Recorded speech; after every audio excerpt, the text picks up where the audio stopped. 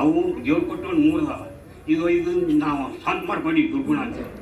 ಆ ಒಂದು ಹೊಟ್ಟೆ ಕುಟ್ರಿಗೆ ನಾಯಿ ಒಂದು ಹೊಟ್ಟೆ ಕುಟ್ಟಿರ್ತಾರೆ ಹಳ್ಳ್ಯಾಗ ದೊಡ್ಡಾಗ ಹೊಟ್ಟಿರ್ತಾರೆ. ದಿನ ಒಂದು ಪುಟ್ಟಿ ತೊಗೋಬೇಕಂತ ಹೇಳಿ ಈಟೆ ಕೊಳ್ಳ ಮಾಡ್ಕೇಸಿ ಒಂದು ಪುಟ್ಟಿ ತೊಗೊಂಡಿಗೆ ಬರ್ತಿರ್ತಾರೆ. ಅದು ನ್ಯಾಯಕ್ಕೆ ಹೋಗಿ ನ್ಯಾಯ ಮಕ್ಕೊಳ್ತಾರೆ. ಅದು ಯಾರು ಹೊಟ್ಟೆ ಕೊಟ್ಟರು ಯಾರು ನ್ಯಾಯ ಹೋಗಿ ನ್ಯಾಯ ಮಕ್ಕೊಂಡಿರ್ತಾರೆ. ಆಕು ತಿನ್ಬೇಕಂತ ಬರ್ತದೆ. ಆ ಹೊಟ್ಟೆ ಕೊಟ್ಟರೆ ಇದು ಹೋಗ್ತಿದ್ವಿ ಅದು ದೂರ ಸರಿಕೆ ಮತ್ತೆ ಬಂದ್ಬೇಕು ದುರ್ಗುಣ ಅಂತ ತಾನು ತಿನ್ನಂಗಿಲ್ಲ ಅವ್ರು ತಿಂತಾನೆ ಅದು ತಿನ್ನಕ್ಕೂ ತಿನ್ಕೊಳ ತಂದರ ಹೌದು ಅದು ಹಂಗೆ ಈ ಯಾವ ದುರ್ಗುಣವನ್ನು ಕಳೆದು ಕಂಡರಮ್ಮಯ್ಯ ದೇವಿ ತಾಳೆಗೊಂಡ ಮುಡಿ ಮೂವರು ಮುಂಡೆಗಳ ನೆತ್ತಿದಳು ಮುಖ ನೋಡಿ ಮೈ ಧರವೆ ಮುಂಡನ ಆತ್ಮಕ್ಕೆ ಕೈ ಮುಂದೆನ ವರ್ಷುತ್ತ ತನುಗಳ ದಂಡಿಸದ ಅಂದು ನುಡಿದಳು ದೇವಿ ನುಡಿದಳಯ್ಯ ಅಪ್ಪ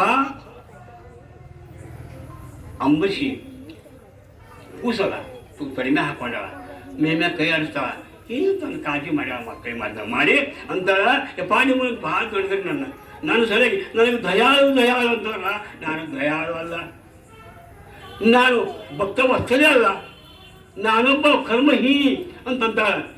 ಎನ್ನಯ್ಯ ದಯಾಳೆಂಬ ಮಾತಿ ಎನ್ನು ಹೊತ್ತಿದ ಅಪಕೀರ್ತಿ ನನಗೆ ದಯಾಳು ಅಂತಾರಲ್ಲ ನನಗೆ ಅಪಕೀರ್ತಿ. ಯಾಕಂದ್ರೆ ನಿಮ್ಮನ್ನು ಎಲ್ಲಿವರೆಗೂ ಬಿಡ್ತೀನಿ ಅಂದಾಗ ನೀಗಿ ನಿಮ್ಮಯ ಬಯಕೆ ನಾ ಹೊತ್ತಿದ್ದೆ ಎನ್ನ ಬಜಿಪರೆ ಕುರಿಗಳು ನನ್ನ ಯಾರು ಭೋಜನ ಬಂಧನ ಮಾಡ್ತಾರೆ ಅವ್ರ ಕುರಿಗಳು. ಯಾಕಂದ್ರೆ ನಾನು ನಿಮ್ಮನ್ನ ಇಷ್ಟು ಬಳಸಿ ಅಂತಂದ್ರೆ ಅದಕ್ಕೆ ಈ ಕಾಲವಂತ ಇಲ್ಲಿ ಇಷ್ಟು ಮಂದಿ ನೋಡ್ರಿ ಎಷ್ಟು ಮಾನ್ಯ ನೋಡುವ ಕತಿ 500 ಮಂದಿ ತಂದಿದ್ದೀನಿ ಬನ್ನಿಗಿಡ ಹೆಂಗಿರ್ಬೇಕು ಅಂದ್ರೆ ಅಂಥ ಶಕ್ತಿ ಅದ. ಆಕೆ ಬ್ಯಾಡ ಅಂದ್ರೂ ಕೂಡ ಆಕೆ ಕೊಡಂದ್ರೂ ಕೂಡ ಕೊಡಂಗಂದ್ರೂ ಕೂಡ ಬಂದು ಬಿಡಂಗಿಲ್ಲ ನಾವು. ಅದಕ್ಕೆ ಅಂಥ ಯಾವ ದೇವಿ ಎನ್ನ ಬಜಿಸುವರೆ ಕುರಿಗಳು ಎನ್ನ ನೇತಕ್ಕೆ ಬ್ರಹ್ಮವೆಂದೇ ಇನ್ನು ನುಡಿದ ಶಿವ ಅಂತಂದು ತೂಗಿದ ಶಿವ ನಾನೇನು ತಪ್ಪು ಮಾಡಿ ನಿಂತುಕೊಂಡು ಯಾವ ಪಾರ್ವತಾದೇವಿಯು ತನ್ನ ತೊಡೆಯ ಬೇರುವೆ ಮೂವರ ತೊಡಗಿದರು ಅಂಗವನ್ನು ಕಂಗಳೆ ಕಡೆಯ ಆನಂದದಲ್ಲಿ ಮಹಾಪುತ್ರ ಸ್ನೇಹದಲ್ಲಿ ನುಡುಕಿದರನ್ನು ಕಡು ಬಳಲಿದರೆ ಮಕ್ಕಳಂದು ನುಡಿರೈ ನಾನೇ ನೀನಂದಳ ದೇವಿ.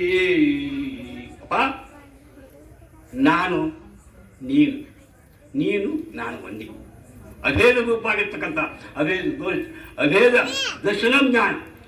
ಯಾರು ಹರಿಹರನಂತ ಭೇದ ಮಾಡಬಾರ್ದು ಮತ್ತು ಬ್ರಹ್ಮ ವಿಷ್ಣು ಭೇದ ಮಾಡಬಾರ್ದು. ಪಾರ್ವತಿ ನಾನೇ ಬ್ರಹ್ಮ ನಾನೇ ವಿಷ್ಣು ನೀನೇ ದೇವಿ. ಈ ಪ್ರಕಾರವಾಗಿ ಇತ್ಯ ಮಕ್ಕಳೇ ನಿಮ್ಮಗಿತ್ಯ ಆ ವರವನು ಮಕ್ಕಳೇ ಏನು ಬೇಡ. ಬ್ರಹ್ಮ ನೀನು ಉತ್ಪತ್ತಿ ಮಾಡು, ವಿಷ್ಣು ನೀನು ಸಂರಕ್ಷಣೆ ಮಾಡು, ರುದ್ರ ಈ ದೈವವನ್ನು ಮಾಡು. ಇತ್ತ ಅಪ್ಪಳೇ ನನ್ನ ಅಗಲದಿರಿ ನಾನು ಅಪ್ಪಣಿ ಕೊಟ್ಟಿದ್ದೀನಿ ನಾನು ಮರಿಬೇಡಿ. ಯಾವಾಗ ನಿಮಗೆ ಸಂಕಟ ಬರ್ತದೆ, ಯಾವಾಗ ನಿಮಗೆ ಏನಾದರೂ ಅನನುಕೂಲ ಆಗ್ತದ ಅವಾಗ ದೇವಿ ಕಾಯಕ ಅಂಬಾ ಪಾಲಿಸಿಯ ಈಗ ಹೇಳಿದ್ರು ಅಂಬಾ ಪಾಲಿಸಿಯ ಜಗದಂಬೆ ನೀ ದಯಮಾಡಿ ಹಾಗೆ ದಯಮಾಡಿ ಬರ್ತಾಳೆ. ಬಂದು ನಿಮ್ಮ ಕಷ್ಟವನ್ನು ಪಾಲ್ಗೊಂಡು ನಡೀರಿ ಬ್ರಹ್ಮಾಂಡಕ್ಕೆ ನೀವು ಒಡೆಯರಾಗಿರಿ ನಡ್ರಿ. ಆ ಬ್ರಹ್ಮಾಂಡಕ್ಕೆ ಈ ಸದ್ಯ ಬ್ರಹ್ಮಾಂಡ ನಿಂತುಬಿಟ್ಟದ. ಅದಕ್ಕಾಗಿ ಯಾರು ಸಂರಕ್ಷಣೆ ಮಾಡಿರಿ, ಯಾರು ಉತ್ಪತ್ತಿ ಮಾಡಿ ಅನಿಸಿಕೊಂಡು ಮರೆಯು ಏಕೆಯಲ್ಲ ಅರಿವಿನೊಬ್ಬರು ಯಾಕೆ ನಿಮಗೆ ಮರಳತನ ಸ್ವಾತಂತ್ರ್ಯವಿಲ್ಲವು ಎನ್ನ ಸೂತ್ರವಿನ. ಎಷ್ಟು ಮಂದಿ ಅದನ್ನು ಕೂಡ ಆಕೆಯ ಸೂತ್ರ ಅದು. ಅದಕ್ಕಾಗಿ ಪ್ರಾಣೇಶ್ವರಿ ಅಂತಾರೆ.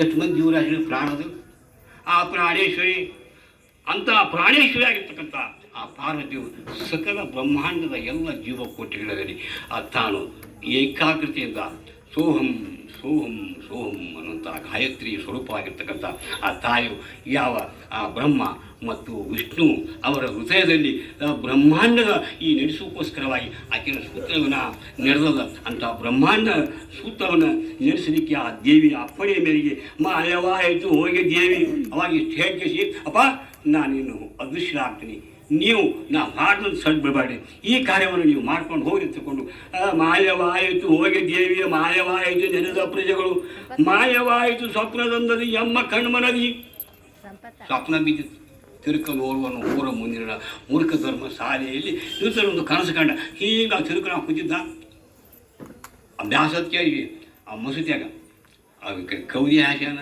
ಹರಕ ಕೌದಿ ಅದ್ರ ಮ್ಯಾಗ ಬಿದ್ದಾನ ರಾಜನ ಕಾಣಿಸ್ಬಿತ್ತವ ತಿರುಕಕ್ಕೆ ರಾಜ ಕಾಣಿಸ್ಬಿತ್ತು ಏನು ವೈಭವ ಕಿರೀಟ ಇಟ್ಕೊಳ್ಳೋಣ ಕುಂತಾನ ಅವು ಯಾರ ಬಂದಾಗ ಇದೇ ಹಾಡಿನ ಕಸಕೈ ಹತ್ರ ಮೂರು ಜನ ಅದೇ ಕೌದಿ ಹಂಗೆ ಇದು ನಮ್ಮದು ಕೌದಿಯಾಗಿದ್ದೀವಿ ಮತ್ತು ನಾವು ಮಾತ್ರ ಅದನ್ನೇ ಹೇಳ್ತೀವಿ. ಅದಕ್ಕಾಗಿ ಇಲ್ಲಿ ಮಾಯವಾಯಿತು ನೆರೆದ ಪ್ರಜೆಗಳ ಮಾಯವಾಯಿತು ಸ್ವಪ್ನದೊಂದಿಯನ್ನ ಕಣ್ಮಣಕ್ಕೆ ಮಾಯವಾಯಿತು ದೇವಿ ಕಂಡಳು ತಾಯಿಯೇ ಅಡಗರು ಮೂವರೈದವು ಕಾಯಬೇಕೆಂದು ಚಿದಾನಂದ ಆತ್ಮನ ಸಾಂಬಜಯ ನಮ ಪಾರ್ವತಿ ಪತಿ ಹರ ಹರ ಮಹಾದೇವ